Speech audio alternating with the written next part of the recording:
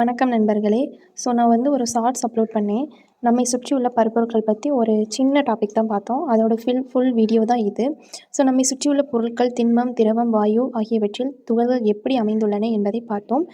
இந்த வீடியோவில் வந்து நம்ம திண்மம், திரவம், வாயு ஆகியவற்றின் வேறுபாடுகளை மிக எளிமையாக பார்க்கலாமா?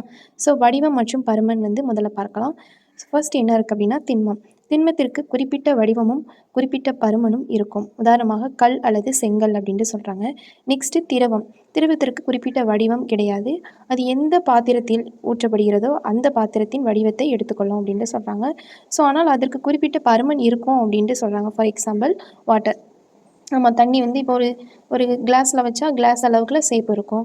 நெக்ஸ்ட்டு ஒரு பெரிய வாளியில் வச்சோம்னா வாளியில் அளவுக்கு ஷேப் இருக்கும். அப்படி தானே? நெக்ஸ்ட்டு வாயுவிற்கு குறிப்பிட்ட வடிவமும் கிடையாது, குறிப்பிட்ட பருமனும் கிடையாது. அது வந்து கிடைக்கும் இடம் வந்து முழுவதும் பரவிடும். அப்படி தானே? For example air. நெக்ஸ்ட்டு அழுத்தத்திற்கு உட்படுதல், அதாவது கம்ப்ரெசபிலிட்டி பற்றி பார்க்கலாம். அடுத்தது அழுத்தத்திற்கு உட்படுதல் அப்படின்ட்டு என்னெல்லாம் பார்க்கலாம். திண்மம் அழுத்தினாலும் பெரிதாக மாறாது அப்படின்ட்டு சொல்கிறாங்க. நெக்ஸ்ட்டு திரவம். திரவம் வந்து சிறிதளவு மட்டும் அழுத்தத்திற்கு உட்படும் அப்படின்னு சொல்கிறாங்க. நெக்ஸ்ட்டு வாயு அதிக அளவு அழுத்தத்திற்கு உட்படும், அதனால் வாயுவை சிலிண்டர்களில் அடைத்து வைக்க முடிகிறது அப்படின்ட்டு சொல்லியிருக்காங்க. நெக்ஸ்ட்டு துகள்களுக்கு இடையே உள்ள இடைவெளி என்னன்னு பார்க்கலாம். திண்மத்தில் துகள்கள் மிகவும் நெருக்கமாக இருக்கும், ஆனால் அவை எளிதில் நகராது அப்படின்ட்டு சொல்லியிருக்காங்க. நெக்ஸ்ட்டு திரவத்தில் துகள்களுக்கு இடையே திண்மத்தை விட அதிக இடைவெளி இருக்கும், ஆனால் அவை ஒன்றை ஒன்று கடந்து நகர முடியும் அப்படின்ட்டு சொல்லியிருக்காங்க. நெக்ஸ்ட்டு வாயுவில் வந்து துகள்களுக்கு இடையே மிகவும் அதிக இடைவெளி இருக்கும், ஆனால் அவை சுதந்திரமாக எல்லா திசைகளிலும் வேகமாக நகரும் அப்படின்ட்டு சொல்லியிருக்காங்க. இதுதான் திண்மம், திரவம், வாயு ஆகியவற்றின் முக்கிய வேறுபாடுகள். ஓகேவா? நெக்ஸ்ட் வந்து நம்ம என்ன பார்க்க போகிறோம் அப்படின்னா துகள்களுக்கு இடையான ஈர்ப்பு விசை பற்றி, அதாவது கிராவிடேஷனல் ஃபோர்ஸ் பற்றி பார்க்கலாம். ஈர்ப்பு விசை என்னென்னு பார்க்கலாம். திண்மத்தில் துகள்களுக்கு இடையே ஈர்ப்பு விசை மிகவும் அதிகமாக இருக்கும். அதனால்தான் துகள்கள் ஒன்றை ஒன்று இறுக்கமாக பிணைந்திருக்கும் அப்படின்னு சொல்கிறாங்க. நெக்ஸ்ட் திரவத்தில் துகள்களுக்கு இடையேயான ஈர்ப்பு விசை திண்மத்தை விட குறைவாக இருக்கும், அதனால் துகள்கள் சற்று சுதந்திரமாக நகரும் அப்படின்ட்டு சொல்லியிருக்காங்க. நெக்ஸ்ட் வாயுவில் வந்து துகள்களுக்கு இடையான ஈர்ப்பு விசை வந்து மிகவும் குறைவு, அதனால் துகள்கள் ஒன்றுக்கொன்று வெகு தூரமாக இருந்து சுதந்திரமாக இயங்குகின்றன அப்படின்னு சொல்லியிருக்காங்க. நெக்ஸ்ட்டு இப்போது வந்து துகள்களின் இயக்கத்தை வந்து பார்க்க போகிறோம். திண்மத்தில் வந்து நெக்ஸ்ட் பாயிண்ட் என்ன அப்படின்னா துகள்களின் இயக்கம். திண்மத்தில் வந்து துகள்கள் தங்களது இடத்தை விட்டு எளிதில் நகராது, ஆனால் அதே இடத்தில் வந்து அதிர் வரும் அப்படின்ட்டு சொல்கிறாங்க. நெக்ஸ்ட் திரவத்தில் வந்து துகள்கள் வந்து ஒன்றை ஒன்று கடந்து எளிதாக நகரும், அதனால தான் திரவம் வந்து பாய்கிறது அப்படின்ட்டு சொல்லியிருக்காங்க. நெக்ஸ்ட் வாயுல வந்து துகள்கள் எல்லா திசைகளிலும் வேகமாகவும் தொடர்ந்து அங்கும் இங்கும் நகர்ந்து கொண்டே இருக்கும் அப்படின்ட்டு சொல்லியிருக்காங்க. இவ்வாறு வடிவம், பருமன், அழுத்தத்திற்கு உட்படுதல், துகள்களின் இடைவேளை, ஈர்ப்பு விசை மற்றும் துகள்களின் இயக்கம் ஆகிய 6 அம்சங்களை அடிப்படையில் வந்து நம்ம திண்மம், திரவம், வாயு ஆகியவற்றை எளிதாக வேறுபடுத்தலாம். ஓகேவா? நெக்ஸ்ட் வந்து பருப்பொருளின் வகைகள் பற்றி பார்க்கலாம். அதாவது மேட்டர் கிளாசிஃபிகேஷன் ஒரு டயக்ராம் மாதிரி கொடுத்துருக்காங்க. இது வந்து என்ன அப்படின்னா நம்மை சுற்றி இருக்கும் எல்லா பருப்பொருட்களையும் 2 வகைகளாக பிரிக்கலாம். அது என்ன அப்படின்னா முதல் வந்து தூய பொருள், அதாவது பியூர் சப்ஸ்டன்ஸ். நான் உங்களுக்கு இங்கிலீஷ்லையும் ட்ரான்ஸ்லேட் பண்ணியிருக்கேன். நெக்ஸ்ட் செகண்ட் வந்து கலவை, அதாவது மிக்சர். ஓகேவா? Impure substance கொடுத்துருக்கேன்ல. ஃபர்ஸ்ட் வந்து பாருங்கள் தூய பொருள், அதாவது பியூர் சப்ஸ்டன்ஸ் என்ன அப்படின்னா தூய பொருள் என்றால் என்ன அப்படின்னா தூய பொருள் என்றால் ஒரே வகையான துகள்களால் மட்டும் ஆன பொருள். இதை நோட் பண்ணி வச்சுக்கோங்க. தூய பொருள் என்றால் ஒரே வகையான துகள்களால் மட்டும் ஆன பொருள். ஓகேவா?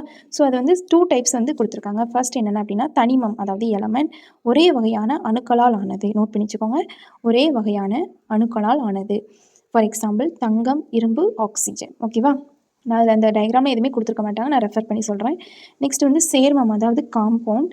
ஒரே வகையான 2 அல்லது அதற்கு மேற்பட்ட தனிமங்கள் ஒரு குறிப்பிட்ட விகிதத்தில் சேர்ந்து உருவாகும்.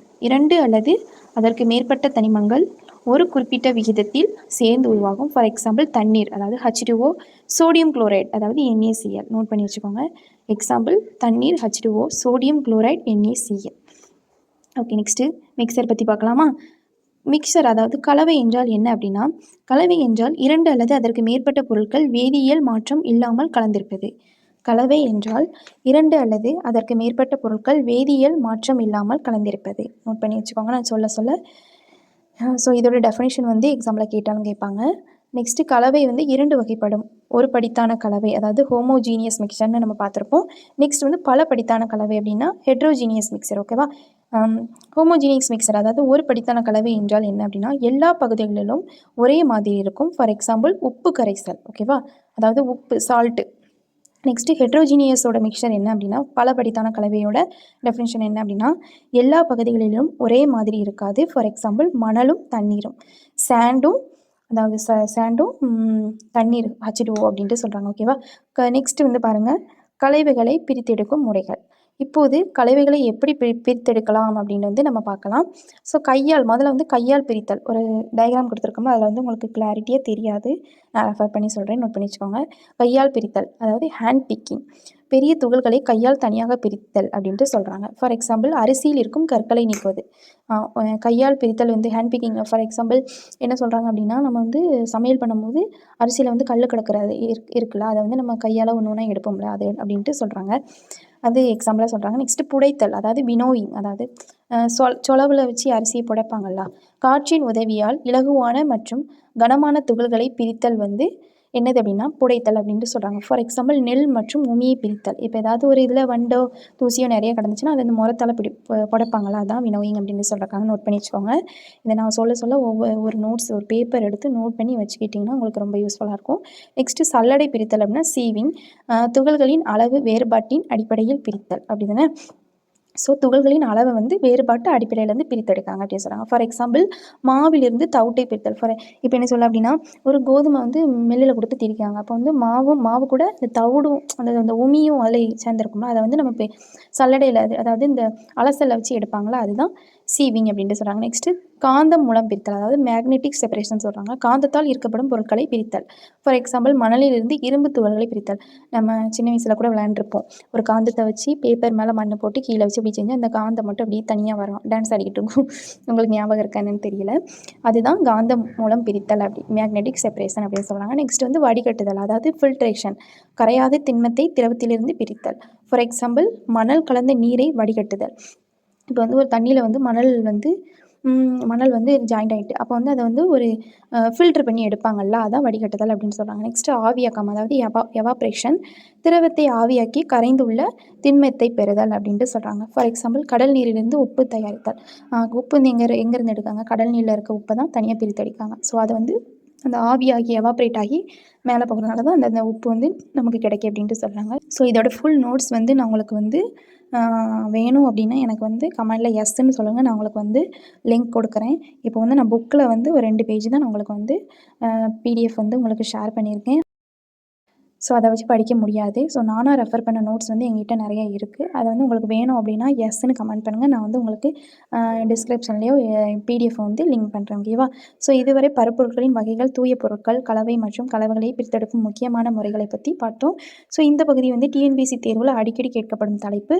ஸோ இதை நன்றாக புரிந்து கொண்டால் கேள்விகளுக்கு எளிதாக பதிலளிக்க முடியும். வீடியோ உங்களுக்கு பயனுள்ளதாக இருந்தால் ஒரு லைக் பண்ணுங்கள், உங்கள் நண்பர்களுடன் ஷேர் பண்ணுங்கள். டிஎன்பிஎஸ்சி சயின்ஸை எப்படி எளிமையாக கற்றுக்கொள்ள என் சேனலை வந்து சப்ஸ்கிரைப் செய்து பெல் ஐக்கானை கிளிக் பண்ணிக்கோங்க. ஓகேவா? ஸோ அடுத்த முக்கியமான டாப்பிக்கில் வந்து மீண்டும் சந்திப்போம். அதுவரை நன்றி, வணக்கம்.